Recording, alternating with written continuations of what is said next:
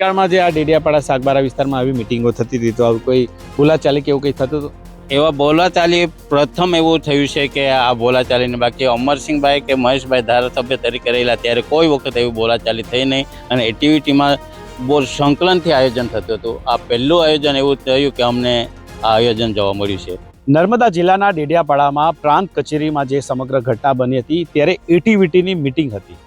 એટીવીટીની meeting શહેરીજનોને બહુ ઓછી ખબર હશે અને ઘણા લોકોને ખબર હશે, પરંતુ મોટાભાગના લોકોને એટીવીટી શું હોય છે અને એના સભ્યોની કામગીરી શું હોય છે. ત્યારે આ બાબતે આપણી સાથે વાત કરવા માટે વર્ષો સુધી એટીવીટીના સભ્ય રહેલા તારસિંગભાઈ છે. એમને પૂછ્યું છે, તારસિંગભાઈ તમે કેટલા વર્ષો સુધી સભ્ય રહ્યા એટીવીટીના? મેં એક્ટિવિટીમાં 9 વર્ષ સુધી એક્ટિવિટીમાં સભ્ય રહી ચૂક્યો છું.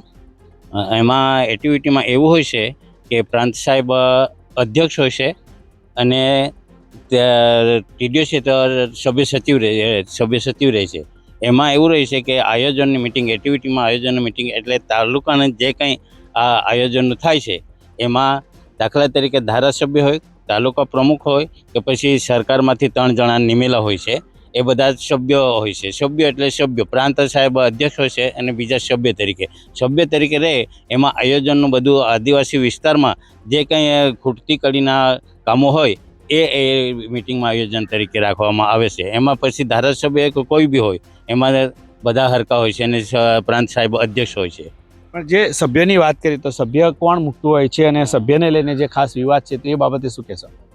એમાં સભ્યો એટલે કે છે ને જે કલેક્ટર કચેરીમાંથી પ્રભારી મંત્રીને નામો મોકલવાના આવે છે અને પ્રભારી મંત્રી એ સરકારમાંથી જે કંઈ 3 નામો એક તાલુકામાં 3 નામો હોય છે, એ રીતે સાગબારાના 3 અને ડેડિયાપાડાના 3 નામો હોય છે અને તાલુકા પ્રમુખ તરીકે એ રહે છે અને બધા સભ્ય તરીકે રહે છે. આમાં ધારો કે કદાચ જે સભ્ય હોય છે તો શું એમાં સભ્ય પાસે એવું પણ જે અન્ય લોકો જે હોય છે, ધારો કે તાલુકા પંચાયતના પ્રમુખ કે ધારાસભ્ય, એ તમામ સભ્ય હોય કે એમને કંઈ વધારે સત્તા હોય કે તમામ સભ્ય જ ગણાય? ના, તો બધા હરકા જ ગણાય. કારણ કે પ્રાંત સાહેબ જે અધ્યક્ષ હોય અને ટીડીઓ સચિવ તરીકે રહે અને જે ભલે ધારાસભ્ય હોય, તાલુકા પ્રમુખ હોય, પછી સરકારમાંથી જે 3 નિમેલા હોય એ બધા સરકાર સભ્ય એટલે સભ્યો.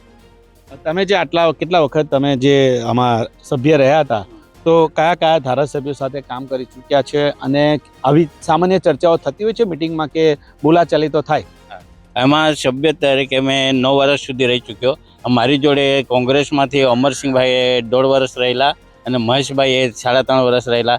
એમાં મહેશભાઈ જોડે જે વખતે આયોજન થયેલું તે વખતે મહેશભાઈને અમે કીધું કે કેવી રીતે આયોજન? મેં કીધું કે સાહેબ તમે ધારાસભ્ય તરીકે પ્રજામાંથી ચૂંટાયેલા છે અને અમને સરકારમાંથી નિમીને મોકલેલા છે, એટલે પ્રાંત સાહેબ અધ્યક્ષ અને આપણે સભ્ય એટલે સભ્ય બધા હરકા આયોજન કરવાનું આવે છે. એમાં એમ કીધું. ભૂતકાળમાં જે આ ડેડિયાપાડા સાગબારા વિસ્તારમાં આવી મિટિંગો થતી હતી તો આવું કોઈ બોલાચાલી કે એવું કંઈ થતું હતું?